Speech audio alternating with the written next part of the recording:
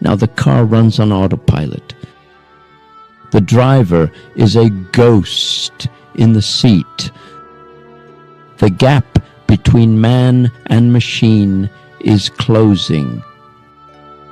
We move in a state of mindlessness. Then one day, we wake up in a hospital. There was no car crash. There was no twisted metal. Your heart had just missed a few beats. The doctors speak of tension, stress. But the truth is simpler. You never paid attention to your heart or to the hearts of others.